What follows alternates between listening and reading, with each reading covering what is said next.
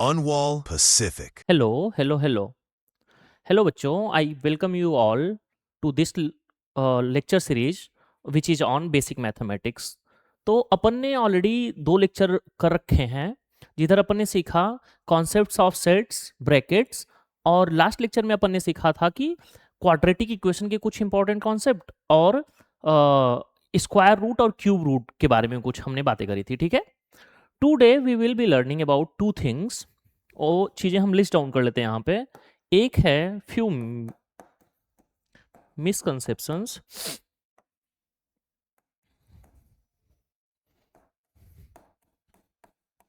Okay, and the second thing is we are going to talk कुछ symbols के बारे में, जैसे कि ये इंपॉर्टेंट सिंबल्स हैं, हमें जान लेने चाहिए अभी, सो दैट कि थ्रू आउट हम 11th और 12th में बार बार कंफ्यूज नहीं हो कि ये सिंबल किस बात का है, ये सिंबल किस बात का है ना।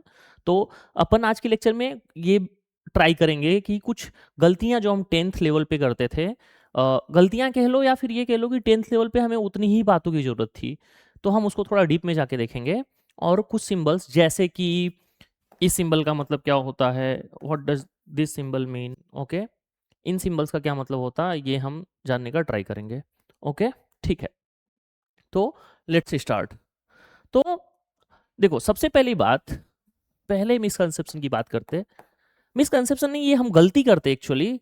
पहली गलती क्या करते हैं हम कि जैसे if I ask you to solve x x minus two is equal to let's say 6x, correct.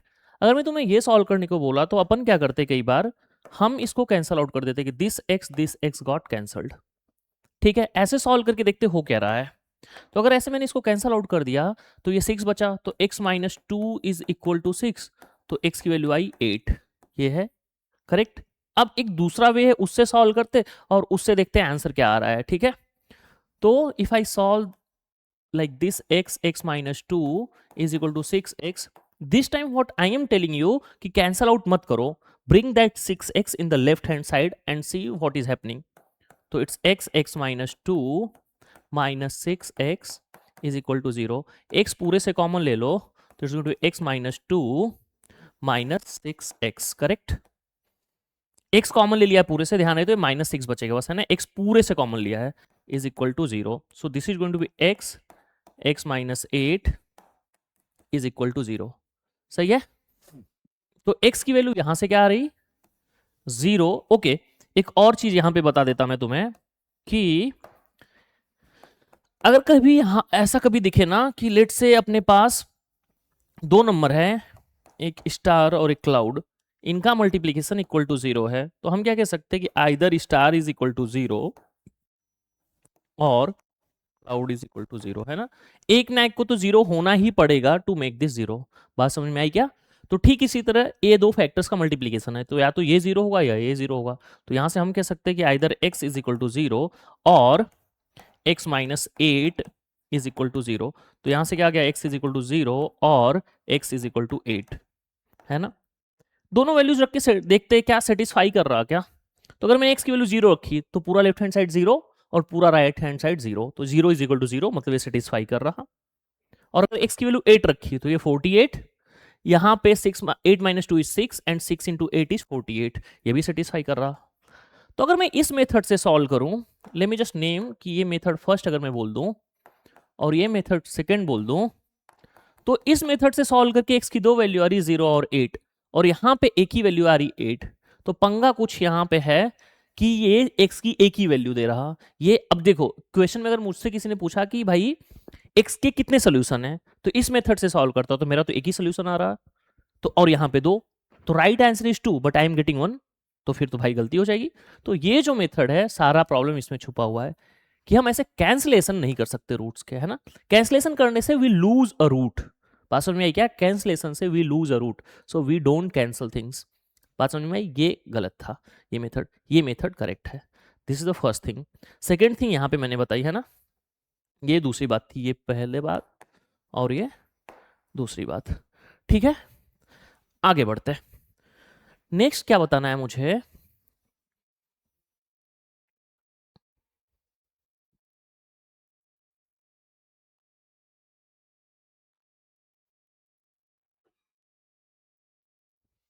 Okay, so next thing अपन को जानना है, देखो नेक्स्ट मैं पहले पॉइंट लिख देता और फिर हम उसके बारे में डिटेल में बात करेंगे। डिवीजन बाय जीरो, डिवीजन की स्पेलिंग एक बार चेक करते हैं। आई गेस डिवीजन गलत लिखा मैंने, SON होगा, राइट?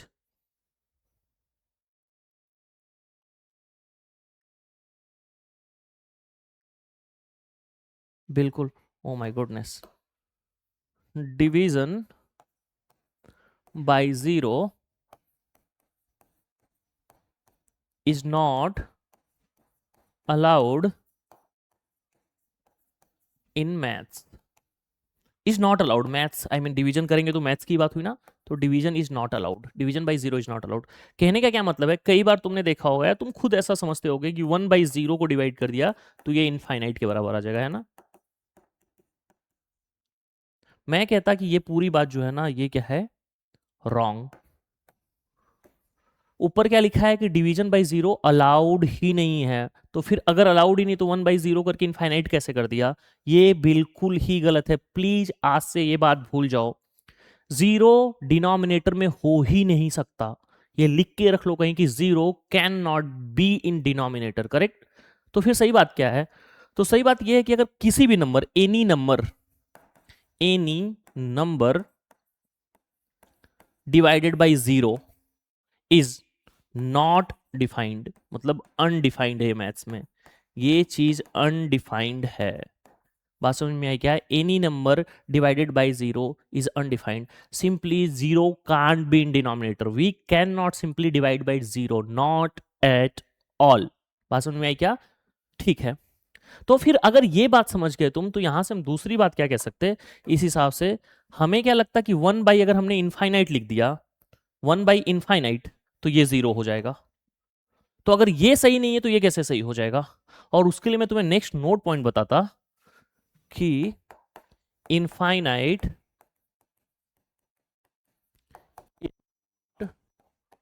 अ नंबर, इनफाइनाइट कोई नंबर वंबर नहीं होता भाई, it's just a concept, it's just a mathematical concept. Mathematical concept कहने का क्या मतलब हुआ कि समझो अपन ने जो नंबर लाइन बनाई जीरो, अब मैं हम बोल दें कि बहुत आगे, लाइक एक बहुत बड़ा नंबर, बहुत बड़ा नंबर है ना, इतना बड़ा नंबर कि जिसको हम लिख ना पाए, वो हमारे लिए क्या हो गया, इनफाइनाइट। मतलब जहां तक हम नंबर को लिख पाएंगे दैट इज फाइनाइट, जो नहीं लिख पाएंगे वो इनफाइनाइट है। तो इनफाइनाइट कोई नंबर नहीं होता, ये सिर्फ एक नोशन है मैथ्स का, एक नोटेशन है, एक कॉन्सेप्ट है। बात समझ में आई क्या? तो हम जो मैथ्स से डील कर रहे हैं उसमें भाई इनफाइनाइट कोई नंबर नहीं होता, ये बात का ध्यान रखना। और जब ये कोई नंबर नहीं है तो फिर ये बात कहना कि एनी नंबर, या फिर वन कह लो, 1/∞ इज जीरो, ये बात गलत है। ये बात क्या है? गलत है, ये बात बिल्कुल गलत है। फिर सही क्या है? सही ये है कि 1/∞ is again going to be undefined. ये बात ध्यान रहे, बात समझ में आई? हाँ, आप अगर किसी ने, अगर ये वीडियो कोई देख रहा जो कि लिमिट पढ़ रखा है, तो फिर वो ये बात बोल सकता है कि सर यहाँ पे इनफाइनाइट लिखते तो हैं, तो नो माय डियर, वहां पे इनफाइनाइट नहीं लिखते, वहां पे इनफाइनाइट को कोई चीज टेंड कर रही होती है, कोई चीज जा रही होती है, इनफाइनाइट नहीं होती कभी भी। खैर अभी लिमिट तुम लोगों ने नहीं पढ़ा है, तो हम जब लिमिट पढ़ेंगे तो उधर बात करेंगे। अगेन लिमिट जो है कैलकुलस, जो कि ग्रेड 12th में पढ़ते हैं, उसका सेकंड चैप्टर है ना, तो उधर हम बात करेंगे कि लिमिट क्या होता। ठीक है, ये दोनों बातें जान गए अब हम कि सिंपली मैंने क्या बताया भाई, जीरो से मैथ्स में डिवाइड करना अलाउ नहीं है, जीरो डिनोमिनेटर में नहीं हो सकता, हो ही नहीं सकता। अगर है, मैं इसको ऐसे क्लास में पढ़ाते हुए ना, जब मैं लाइव पढ़ा रहा होता हूँ बच्चों को, तो मैं ऐसे बोलता कि the moment you are thinking to keep zero in the denominator, maths उसी टाइम पे सुसाइड का सोचने लगता है भाई, है ना, ये बिल्कुल अलाउड नहीं है। ठीक है, तो ठीक है, आगे बढ़ते हैं। तो अब यहां से हम क्या कह सकते हैं, नेक्स्ट चीज, नेक्स्ट बात अपन ये कह सकते हैं कि एक नेक्स्ट पॉइंट मैं लिखता हूं, नेक्स्ट नोट पॉइंट, कि any operation performed, any operation performed on undefined will be will be undefined। मतलब कोई नंबर अनडिफाइंड है तो तुम ये कह दो कि मैंने उसको 0 से मल्टीप्लाई कर दिया तो डिफाइंड हो जाएगा, ऐसा नहीं होता। फॉर एग्जाम्पल जैसे समझो कि कोई नंबर है, कोई number, any number, any number, अब नंबर है तो डिफाइन तो होगा ही भाई। तो एनी नंबर को मैं 0 से मल्टीप्लाई करूंगा तो आंसर कितना आ जाएगा? 0। बात समझ में आई? तो ऐसे में कह सकता कि any thing which is defined. अब इसको अगर मैं 0 से मल्टीप्लाई करूं तो आंसर 0 आ जाएगा। अब तुम ये सोचोगे सर 0 से मल्टीप्लाई करके किसी भी चीज को 0 नहीं करते क्या? तो नहीं माय डियर, अगर तुम 0 का मल्टीप्लाई किसी भी चीज में करो तो आंसर 0 आ जाए, ऐसा नहीं हो सकता। बात समझ में आई क्या? कैसे हो मैं दिखाता हूं। तो पहले तो ये जान लो कि एनी नंबर को 0 से मल्टीप्लाई किया तो 0 होगा, ये तो तुम्हें पता ही होगा। कोई भी चीज, अब इस बिहाफ पे मैं कह रहा कि कोई भी चीज मतलब मैथ्स में कोई भी चीज जो डिफाइन है उसको मैं 0 से मल्टीप्लाई किया तो 0 हो जाएगा। पर अगर मैं कहूं anything which is not defined, which is not defined, तो अब ऐसा नहीं है कि तुम 0 से मल्टीप्लाई करके इसको 0 कर दो, है ना?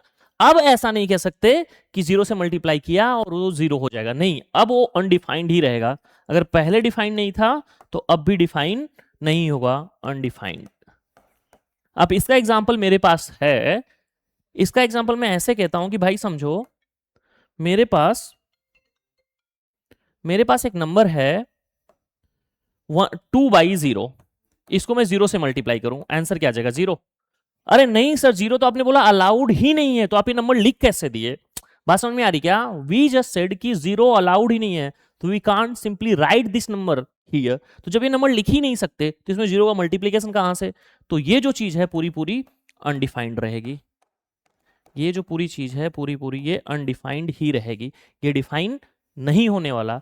तो आज से एक नया चीज तुमने सीखा मेरे हिसाब से, क्या? कि anything multiplied by 0 is not equal to 0। वो बात हम लिख सकते हैं, अब वो भी बात लिख लेते हैं,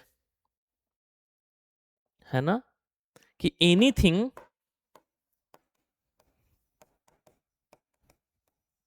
multiplied by 0 is not equal to 0। ये डिपेंड करेगा जो एनीथिंग लिख रहे हो डिफाइंड है या नहीं। अगर वो डिफाइंड है तो 0 होगा, अगर वो डिफाइंड नहीं है तो अनडिफाइंड ही रहेगा, है ना? बात समझ में आई? ठीक है, तो इतना समझने के बाद आई होप ये पॉइंट्स क्लियर है तुम्हें। अपन आगे बढ़ते हैं। ये बात कहने के बाद फिर मैं क्या कह सकता ना कि 1 के डिवीजन में अगर मैं लिखूं 1 by कुछ, ऐसे लिख दिया, है ना? तो ये इसके बराबर होता। तुमने यही सीखा होगा ना? करेक्ट, तुमने यही सीखा होगा कि ये इसके बराबर होता है। बट यहां पे एक प्रॉब्लम है, ये इसके बराबर नहीं होता, या फिर होता है बट अंडर सर्टेन कंडीशन। अब तुम देखो ये 1 by कुछ लिखा हुआ है तो ये कुछ 0 नहीं हो सकता। अगर ये कुछ 0 हुआ तो ये पूरा पूरा अनडिफाइंड हो जाएगा, और ये अनडिफाइंड है तो ये भी अनडिफाइंड हो जाएगा। तो फिर कोई सेंस ही नहीं लिखने का ये तो भाई। तो इसको लिखने के लिए हमें कहना पड़ेगा कि 0 नहीं है। तो ये एक कंडीशन के अंदर बात सही होती। कौन सी कंडीशन की ये 0 नहीं है ना? ये बात हमें बोलनी चाहिए कि 1 divided by something is equal to that something. ये तभी होगा जब समथिंग 0 नहीं हो। ठीक है, एक और कॉन्सेप्ट तुम्हें बताता कि root A into root A B के इक्वल नहीं होता भाई। ये ऐसा सही नहीं होता, इन जनरल तो सही नहीं है। Under certain condition it might be equal. कब? वो मैं बताता हूं तुम्हें। उसके लिए the particular condition should B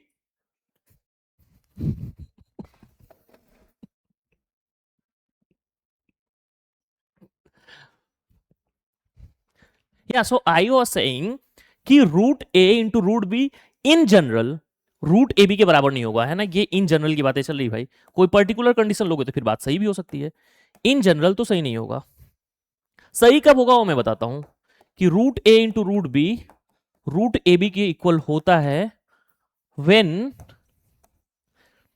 A and B both are not negative. कहने का मतलब कि अगर ए और बी दोनों नेगेटिव हो जाएंगे तो फिर हम इसको रूट ए बी नहीं लिख सकते। बात समझ में आई क्या? Root A into root B को हम रूट ए बी लिख सकते हैं जब ए और बी दोनों के दोनों क्या हो, दोनों के दोनों एक साथ नेगेटिव नहीं होने चाहिए। मतलब ये बात हम कब लिख सकते हैं? जब ए पॉजिटिव बी नेगेटिव हो, या ए नेगेटिव बी पॉजिटिव हो, या दोनों ही पॉजिटिव हो। बात समझ में आई क्या? ठीक है।